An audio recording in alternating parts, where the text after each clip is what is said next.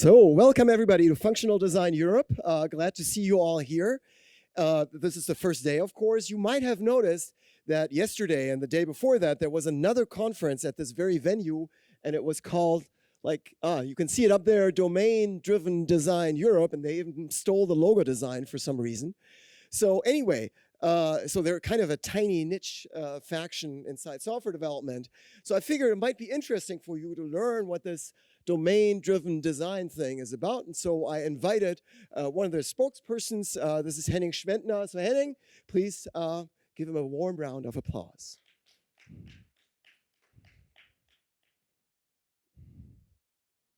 That's all I can do. I can do that, but that's Henning's bit. So right, this is the exact moment Henning comes in and he starts talking.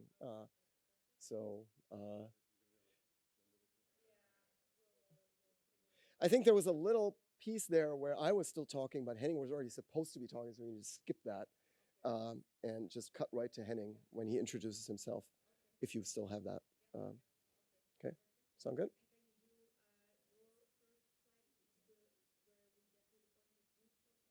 Okay, sure. That would be this slide here. So Henning, I figured we would illustrate what you were doing with a concrete example. So a couple of weeks ago, we had a new client come in.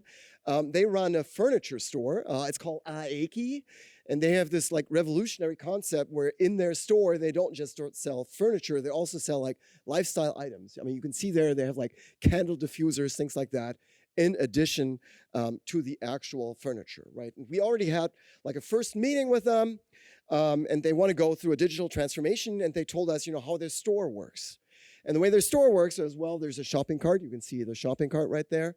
And, they said, well, the most important thing, right, is people go through the store, and they always have to be able to put something in the shopping cart to keep the business running, right? That was most important to them. So, they put stuff in their shopping cart, their lifestyle items and their furniture, and eventually they go to checkout. Now, what's important about this is a German peculiarity called the pack station. Let me show you a picture of a pack station.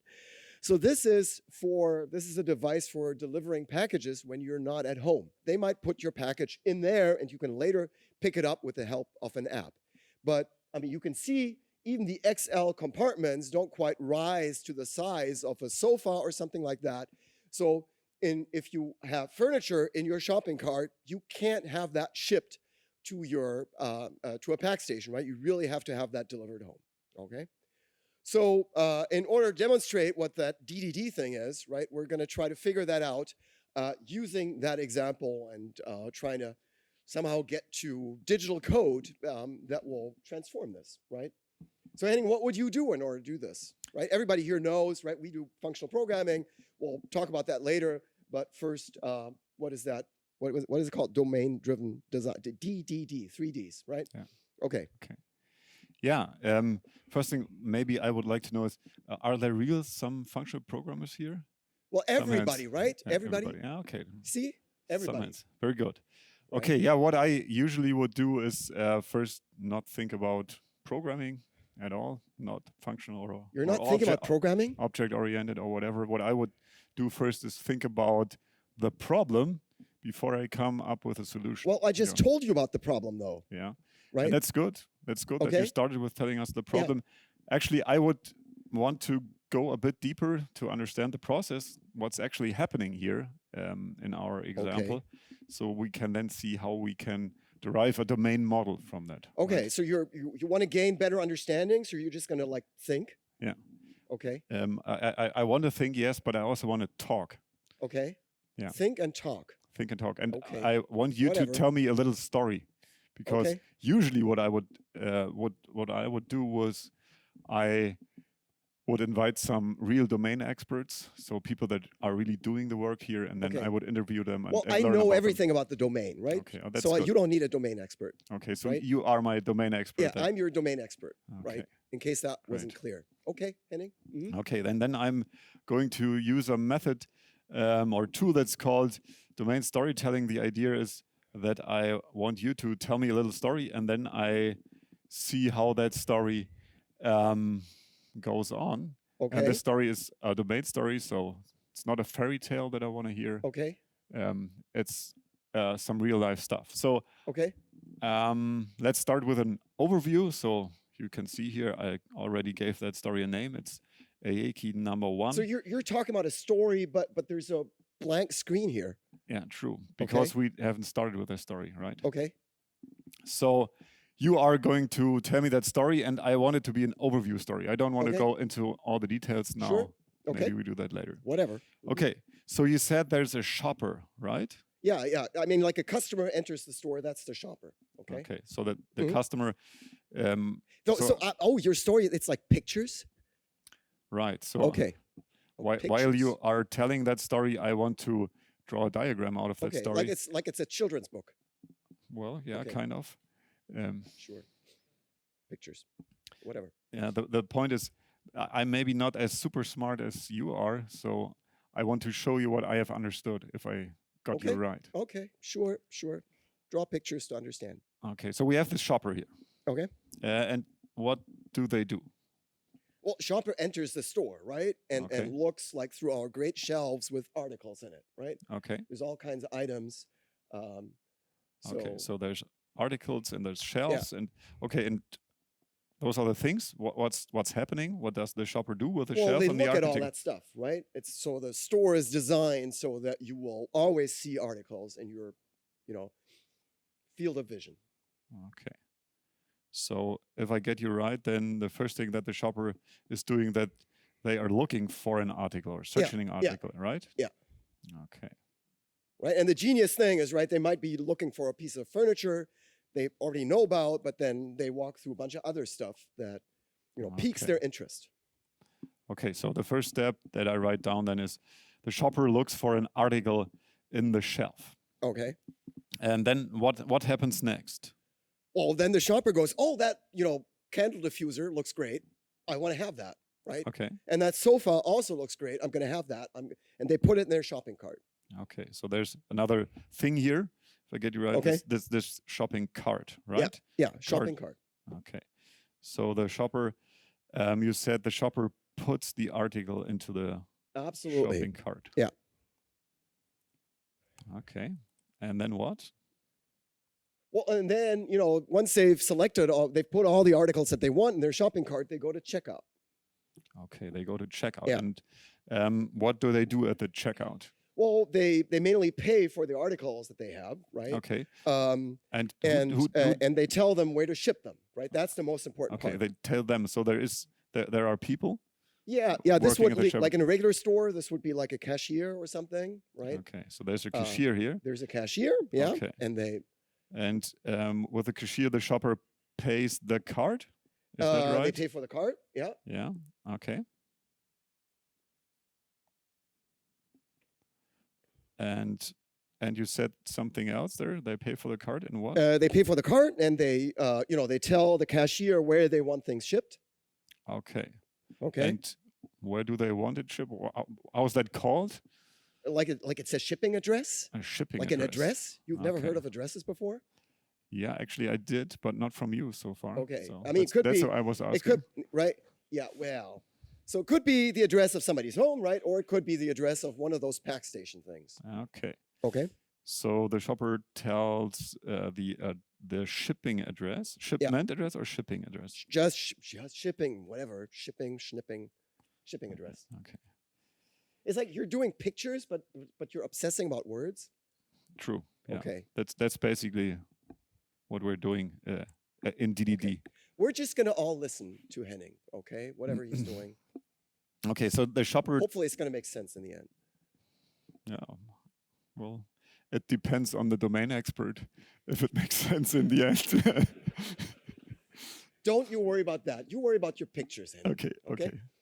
And about the language. Mm-hmm. Okay, so you said the shopper tells the shipping address to the cashier, and you said the shipping address can be a home address or a pack station. Yeah. Okay. So that's one of these crazy things that you have over in Germany, right? Yeah, yep. So Henning, seriously, how long is this going to take? Because I would already be writing code at this point. Yeah. Okay. Maybe we talk about that later. Okay. Okay. Digital transformation, pictures. Yeah, I'm using a digital tool for drawing these pictures. Okay. Okay, so the shopper tells the shipping address to the cashier, and then what? But seriously, Henning, I was there yesterday, and it seems these folks, like, they put like actual, like, physical, Post-it notes on the wall, right? Yeah, we actually do. Yeah. You do that? Yeah. Okay. Even in different colors, Okay. Well, whatever. And they have a meaning. Okay. Okay. So the shopper tells the shipping address to the cashier, and then what? Well, what's done with? I mean, then the shopper just leaves, right? Because they're, the furniture, it's usually too large to put in their own car. Okay. Or if they arrive by public transport. So they're having that delivered. They're having their cart delivered to whatever address they specify. Okay. Who does this delivery?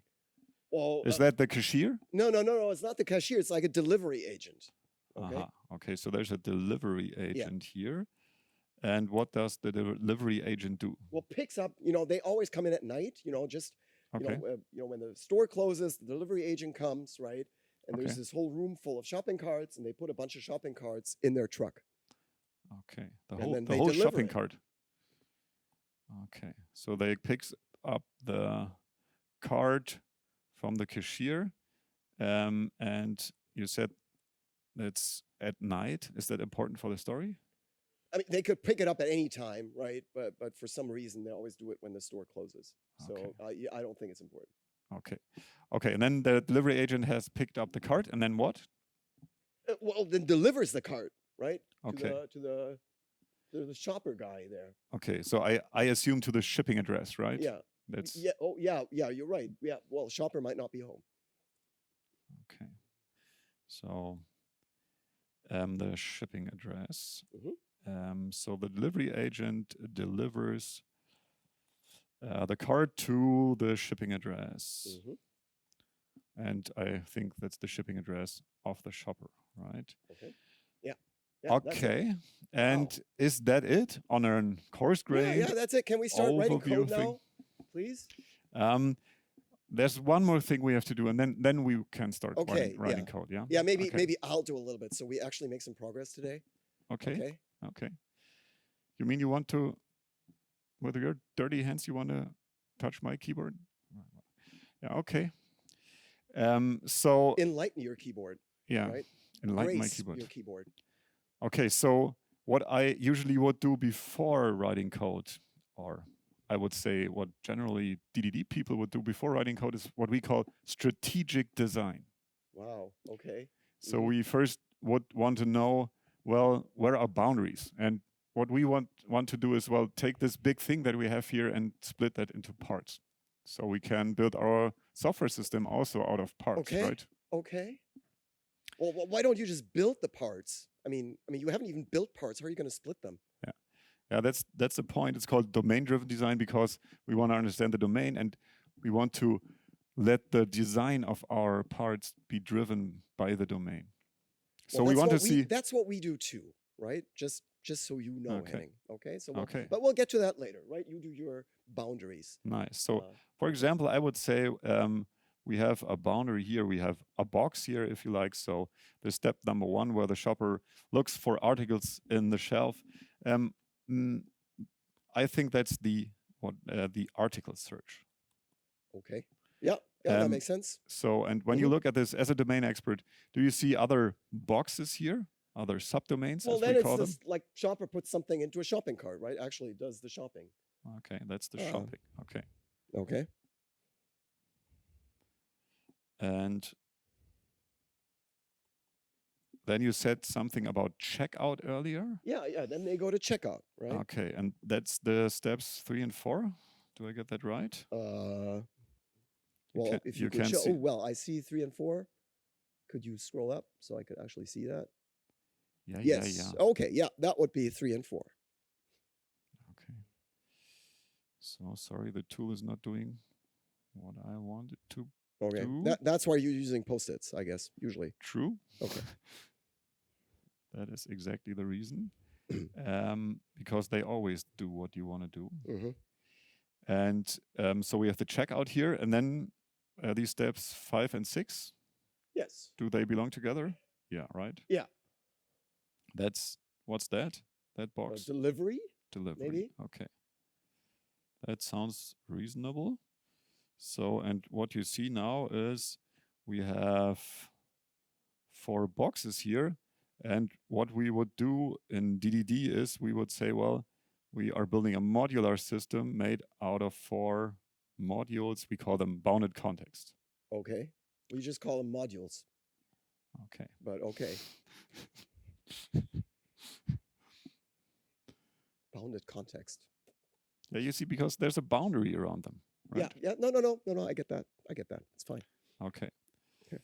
So now we have these bounded contexts. So we have understood our process. Okay. Or part of the process. We've found these subdomains. We know how to build our modules there. And well, what we typically do next is that we get write code, right? You're going to write code. Yeah, I think we need to gain some more knowledge to really write code. So you talked about this can be a home address or a pack station. You said there are different cases there. Yeah. So that's why I would like to go to zoom into this box delivery here, into that bounded context delivery here. So I understand there are basically 2 cases. Yeah. And that is, let's put them into their own pictures because those are own stories. Let's start with AEKI number 2, the delivery directly to home, because if I got you right, that's the standard case. Yeah. Normally, the delivery guy brings the furniture to your home. Yeah, well, right? not everybody has a pack station, right? Okay. Right, and of course, to a home address, you can deliver both lifestyle items and furniture, so it's more flexible. Yeah. Okay, so we have the delivery agent here. And we have the shopper, of course. And so what's happening? The delivery agent, what do they do? Well, delivery agent will, I guess the best case is when the shopper is home, right? And so the delivery agent will just give the contents of the shopping cart to the shopper. Okay. The contents of the shopping cart. So you say the best case is the shopper's home. Well, you said you want it like the best case. Right? Yeah, I want the best case. Right. So I write an assumption here. The shopper is home. You mean for every case you're going to write like another picture? No, not for every case. Only for the interesting ones. Oh, okay. Well, thank goodness. The interesting cases. Mm-hmm. The shopper is home. The shopper is me. So you say the delivery agent delivers the contents of the shopping cart, and the shopping cart contents, well, those are the articles, right? That's right. Yeah. And they deliver it to the home of the shopper, or the home address, you said, right? Yeah. Okay, and then, whatever, the shopper signs like a receipt, delivery agent goes on to the next shopper. Okay. To the next shopper's home address. Okay. Maybe. So then I put this thing with a receipt here. The shopper signs. Oh my God. For the delivery agent. Okay, so this is the case delivery directly to home. Yeah. And then, Mike, you told us there's another case, this delivery to a pack station. Yeah. Oh, okay. Another picture. Another picture, yeah. Okay. How does that work out? Well, that's very simple. So delivery agent just delivers it to a pack station instead of a home address. Okay. So delivers it, I think by it you mean the article, right? Yeah. Article to a pack station. Yeah. Okay. And then? And then the pack station writes an email to AEKI confirming delivery. Okay.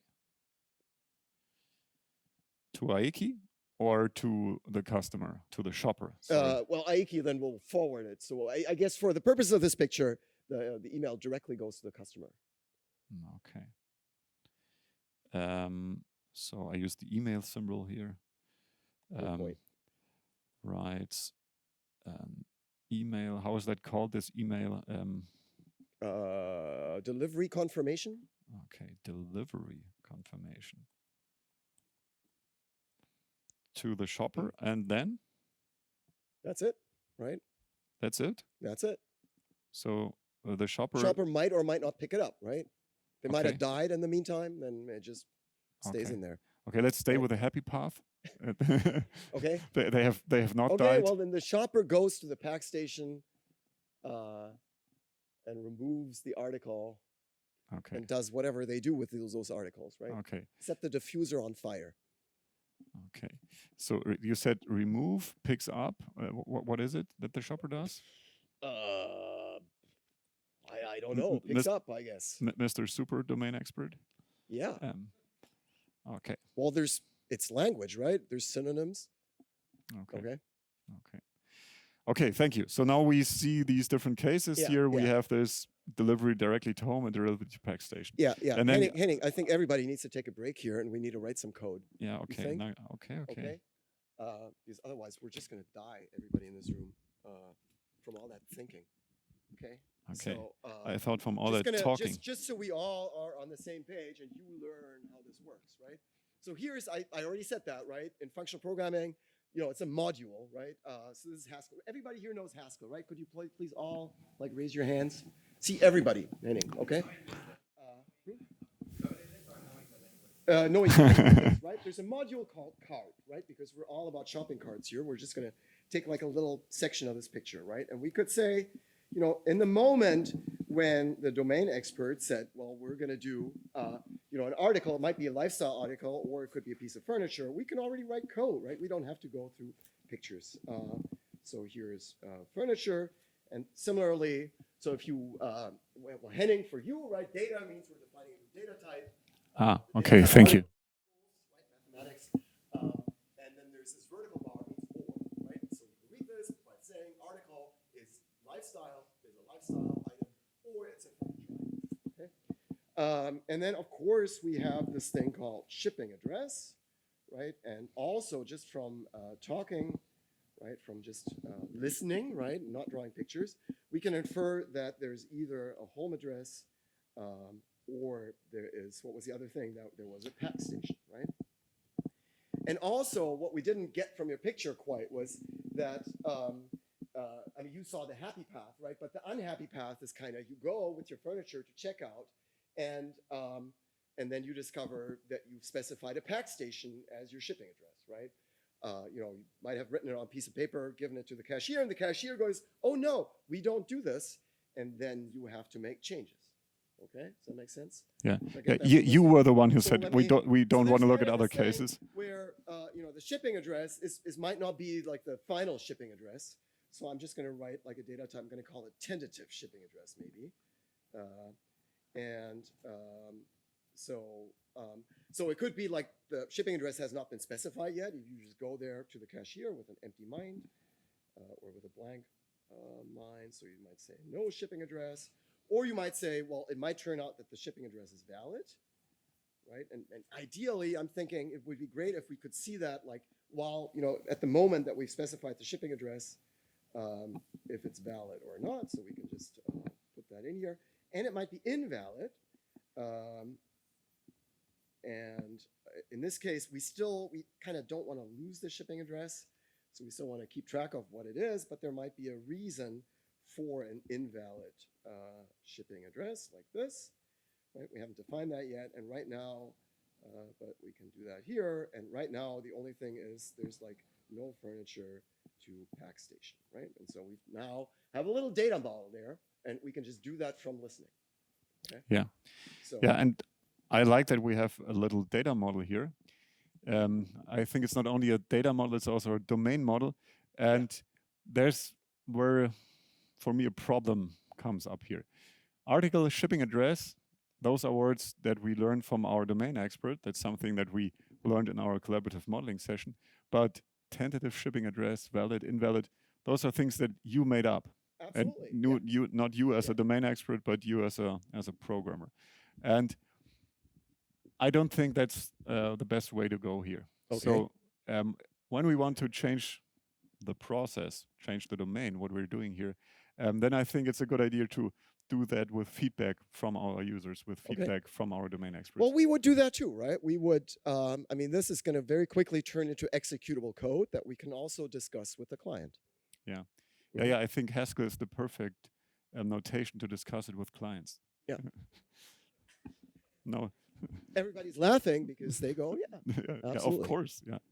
No. What I actually would do is, when we're thinking about these domain stories that we saw, but it's true for other methods as well, we started with looking at the as-is situation, and here we are moving on to a to-be situation. So how is the situation now? How will it be with the new system? But we want to get from the as-is to the to-be, right? As quickly as possible. And you're like doodling pictures. Yeah. Right.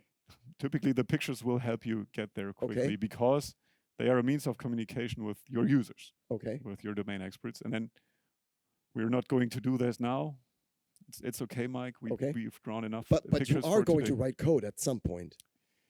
Yeah, you asked me to, so maybe I'm going to do that now. Is that like in your job description, code only on special request? Okay. No. Until that, we only draw pictures? No. Unfortunately, it's the other way around. Most of my clients don't pay me for writing code anymore, but for drawing pictures. Okay. That's kind of sad, actually. Yeah, that sounds very sad, Henning. Very sad. Okay. But here you get the opportunity. Thank you. How will you do this? Yeah, thank you. Functional programming. Yeah. What was that called? Functional Programming Europe or what? Functional Design Europe. Okay. Yeah. So what I see as a difference, what you did was write productive code first. What I would do would be to write test code first. So coming from our stories here where we see... But you don't have anything to test yet, Henning. Yeah, that's the point. Okay.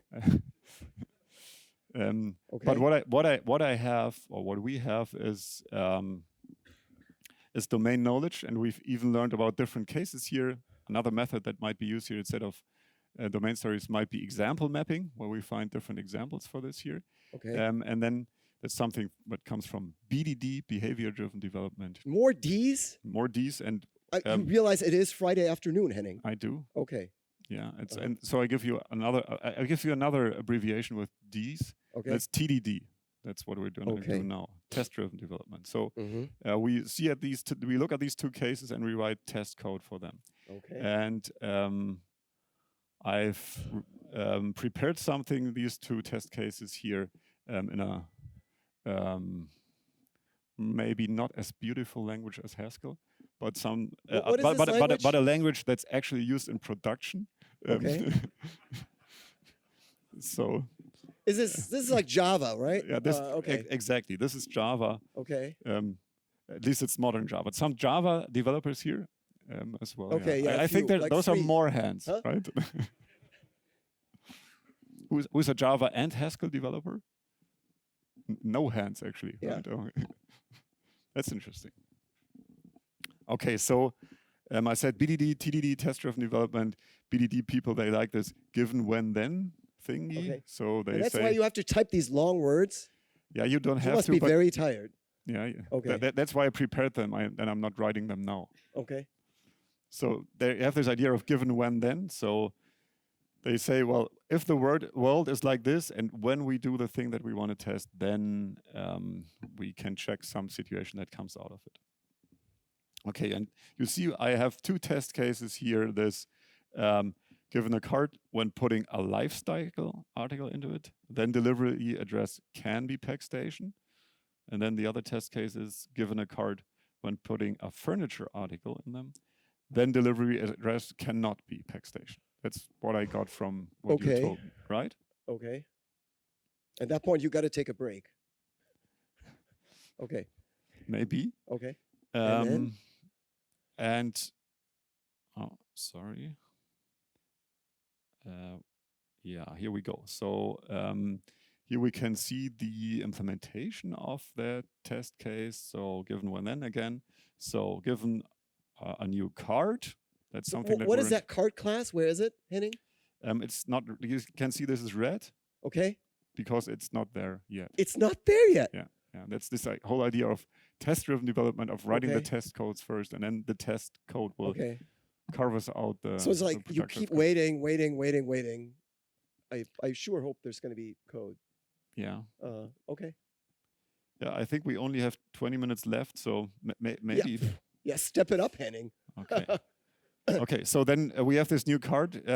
Maybe if you will not interrupt me, then I can. Okay, so we have this new card here. And when on this card under test, we put a new article, then we can assert something. And you see this new article, it gets an article name and an article category, the lifestyle here. And then we test that this card under test is deliverable to an address type, home address. And we assert that this is true, right? Okay, this is test case number 1.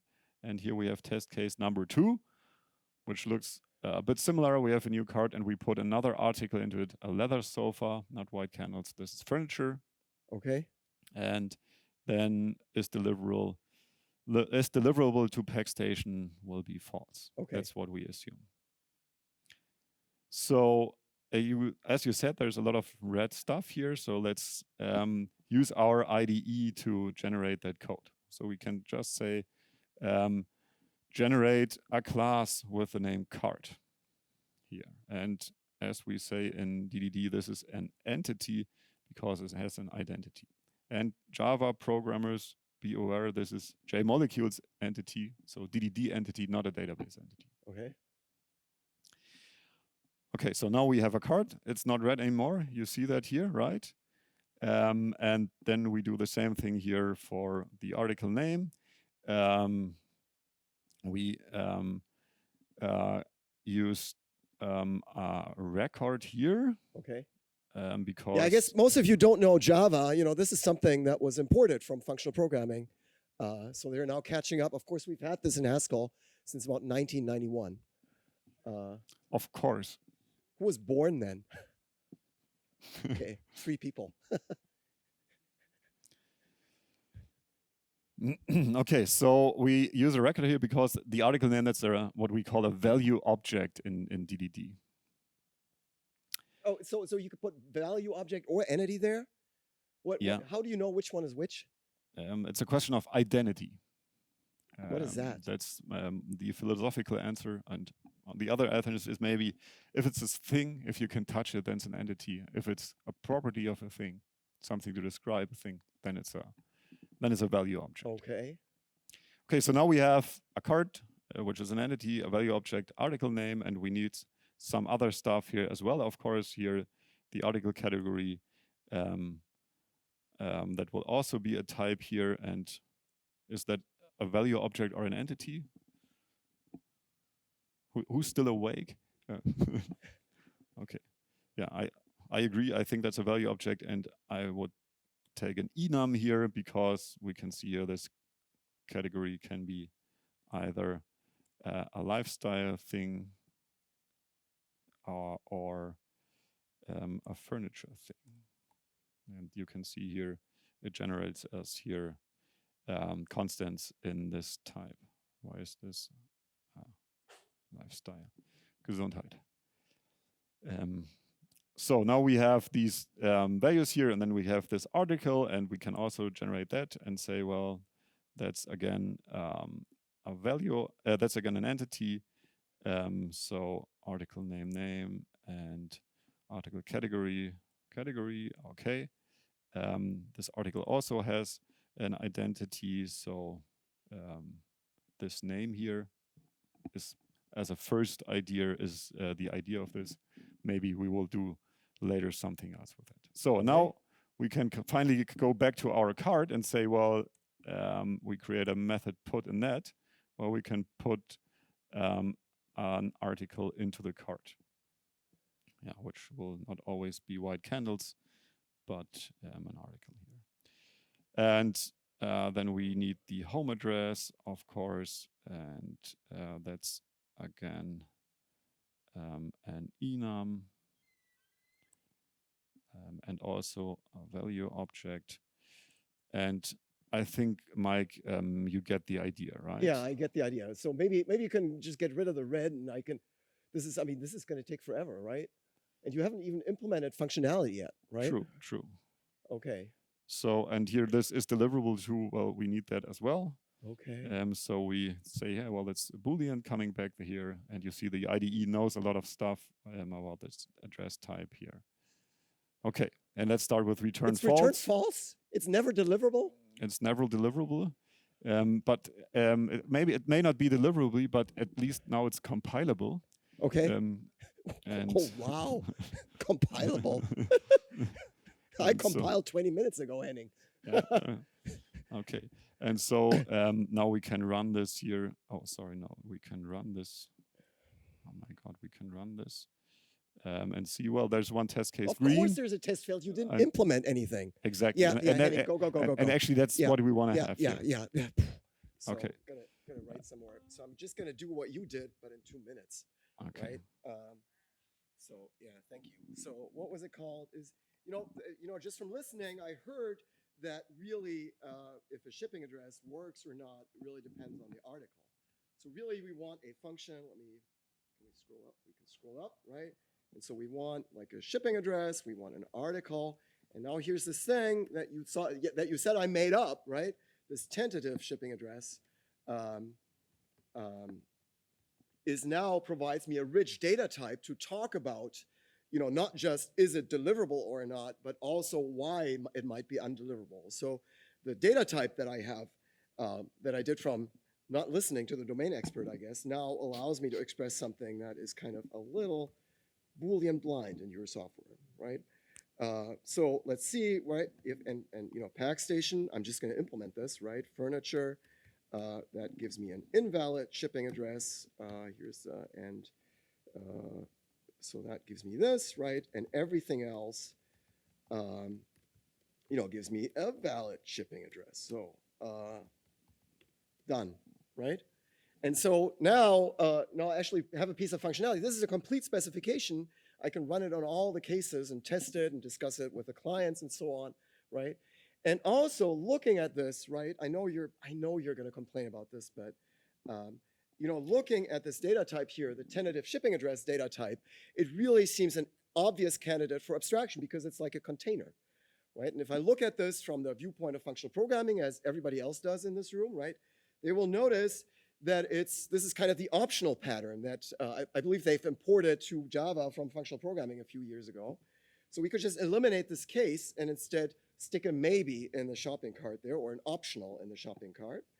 And then this is just a container for a shipping address. So we can kind of shorten this a little bit. We can just remove all the concrete mention of shipping address here, just stick an A here.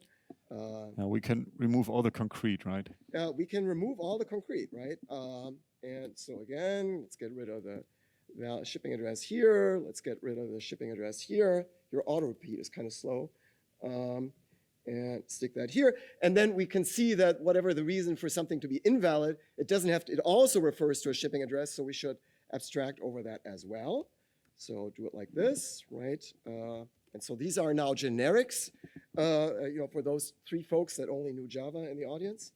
And now, if we have something like this, if we have a generic parameter, we immediately wonder if it's what's called a functor, right? If it has like a map-like function, and sure enough, if we go like tentative, I'm sorry, I said functor, so we're going to write that down. We can codify that and say, well, so here's fmap. Oops, I'm sorry, fmap f of a valid a, right? That's valid of f of a, and fmap f of invalid a, and some reason is still invalid. We don't want it to become valid suddenly. And do it like this, right? And then obviously, if we're going to think about, maybe first fix this piece of code here. So now a tentative shipping address is now just a tentative, and then we use that reason data type and shipping address, and replace the constructors down here. So I don't need the IDE to write my code for me. I can just do that myself. That's impressive. So there we go. Everything type checks, I think. And of I course, believe once Mike, that we have a functor, Mike, stop right, it, stop it. We're going to look if it's also an applicative, right? Which is the next higher level abstraction. Yeah. Oops. I should maybe have the IDE write that for me. I think the IDE that you're usually using is Emacs, right? Of course it is, yeah. I'm so, more right, and I'm more pure- of a VI type of Yeah. guy. But Yeah, you would, Henning, you would. quick show of right. hands. Who's for Emacs? Who's for VI? So Aha. Anyway. There you go. anyway, so here, if we have two valence, we're combining this with this TIE fighter operator of the applicative functor. TIE That's fighter going to be operator. a valid of f of a. And if we have two invalids, and now it's going to get, I think it's going to get interesting, right? We have reason one. Yeah, Mike. Before we're coming to the Yeah. interesting part. Well, So- we're already beyond your code. This already, I mean, the code that you started writing has started working long ago here. Okay, so I get like 2 minutes, right? And here we can see that, well, in order to combine these two invalids, we need to also combine the reasons that are in there. So this gives us domain insight. And the domain insight, well, we might turn this into a monoid, but we'll just do it really simply and stick a list in here. And do it like this. So that works. And then we can combine these two things, right? And this will, if we actually continued writing code about the shopping carts, we would see that we would get really, really nice reporting of any problems there are in the shopping Yeah. cart. Okay. Mike, this is all nice functional programming stuff, and we have a tentative now and a functor, applicative, Yeah. a TIE fighter operator. Yeah, TIE fighter operator. And stuff. Probably the next thing you're going to say is, let's build a monad. Yeah, of course. I'm sorry, I forgot about that. So I'm No, gonna do that. sorry, But, yeah, we don't we're have the running out of time for that. Yeah. Okay. So Okay. I think it's nice to have these functional programming terms, Mhm. but what do they have to do with the domain stuff that we were talking Well, about? they give us insights into our domain because we're using concepts from mathematics, which is what humanity used for domain modeling before there were computers, right? Before there Okay. were all these Ds, Okay. right? Talking about the Ds, I see a lot of Fs and As here. Yeah. So maybe if we would want to do domain modeling like this, maybe we would want to have some more domain language words here, right? Yeah, You but you heard about this word ubiquitous language, maybe. Okay. Yeah. I guess we should idea. talk about that. So do we switch here? Does that work? Does that work? Oh, it actually almost No, works. it actually didn't work, of course. It did not work. Okay, so you said ubiquitous language. What is that? Can you explain that to the audience? keep Yeah, going. maybe I explain it to you also. Yeah. So the ubiquitous language, that's this idea of understanding the domain terms, Okay. understanding the things in the domain and Mhm. the actions that we're doing there, and then taking these terms and bring it into the program itself, on the Okay. UI of the program, but also on the code level. Okay. So that's why I have all these classes and methods and variables with domain names. Okay. And I think that's something that, well, you can do that in OO, and I think you can do that in FP very well. Yeah. And you should. We probably should. Yeah. Right. I certainly see a lot of Haskell code that has like one-letter identifiers, so And that's very it seems that would be a concise. useful idea. Okay. So, but I should mention, right? It seems that you really had trouble with these names for abstract concepts, right? That occur in our domain that describe the words in your ubiquitous language, right? And we have a rich vocabulary of that in functional programming. Yeah, and I think that's fine Mhm. to have an abstract vocabulary. Nonetheless, this does not mean we can forget our concrete vocabulary. No, right? absolutely not, right? We've described the So- concrete in terms of these abstractions. So we have to know what a card is. Yeah. Like Yeah. and we have to call it a card when it is a card. No, right? that's fine, right? But we were thinking, the longer version of this talk, right? We were thinking about sort of emergent things, like, if a shopping cart is valid or not, and how to express these emergent Yeah. concepts that are not in the original vocabulary of the domain experts. And that's, I feel some more work could be done there. Yeah. Okay. Okay, sorry, I had to find my clicker here, Okay. so we can move on. Yeah. Let's move on. Okay. So then there's this simplicity versus generality topic. What, has something to do with concrete versus abstract thing, and that is, which kind of simplicity is it that we're looking for? And Well, we've put these two quotes here. So what I would say, what we in the DDD community think is, well, when we build a piece of software, the first thing that we want it to be is usable. So our users actually can do something with that. And reuse may come after that. But that's not the first thing that we think about when we design software. It sounds like you've had really traumatic experiences in your programmer's life. Does right? it? Well, I mean, we generally, as you know, as everybody knows here, right, is we tend to abstract fairly early because that gets us on a path towards particularly simple and universal concepts, and those tend to be the ones that are also easy to understand by the domain experts and the users. Yeah, like monads.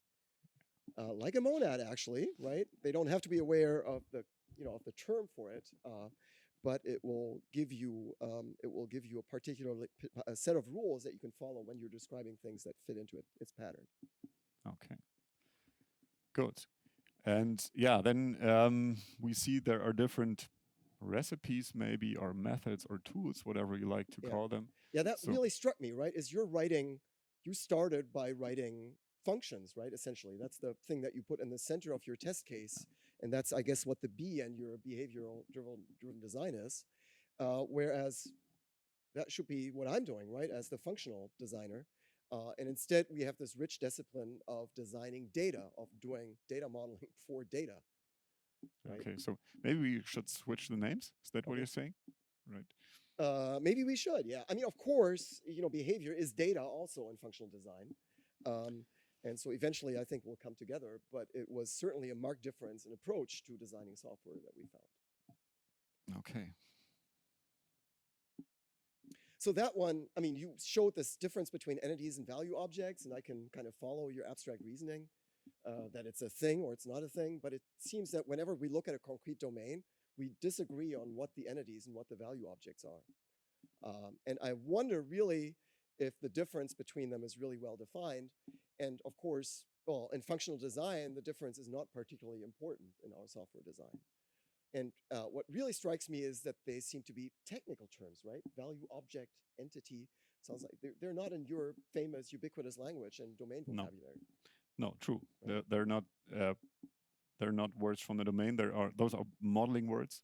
Okay. It's another language. Yes. Okay. And so modeling words in the sense that like monoid and functor is. Yeah. Right? Touché. Maybe like that.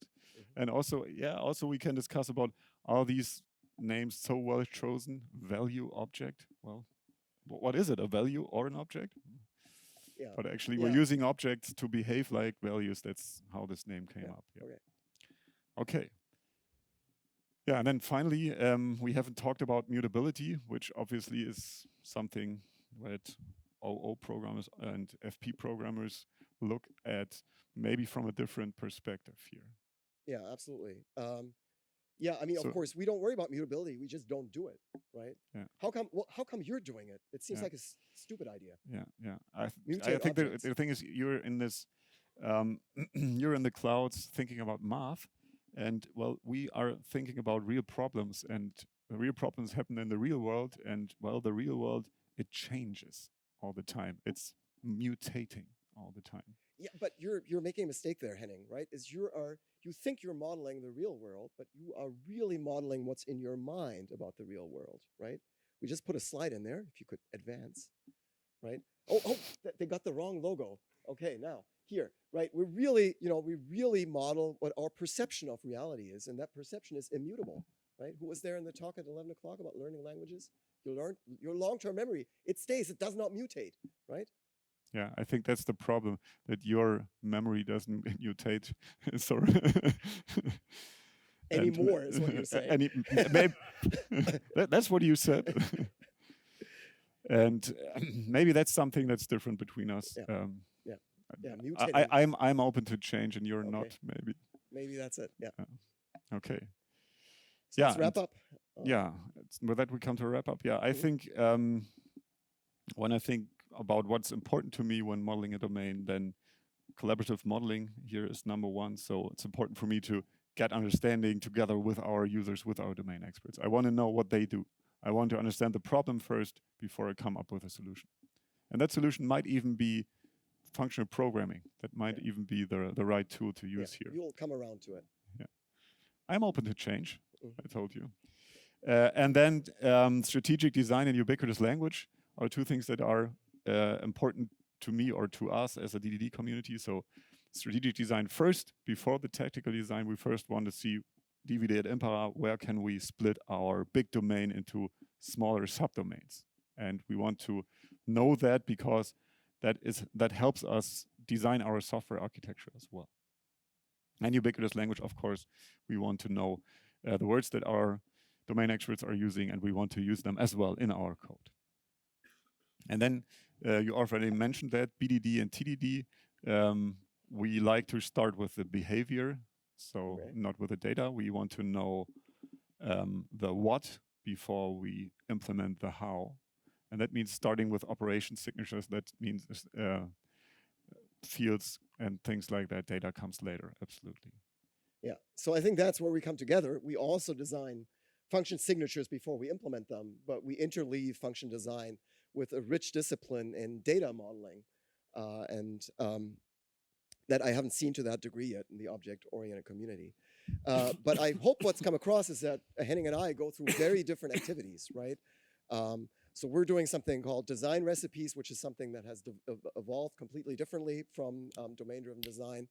We're using abstraction early. I think you're using abstraction late, or you're reluctant to use abstraction.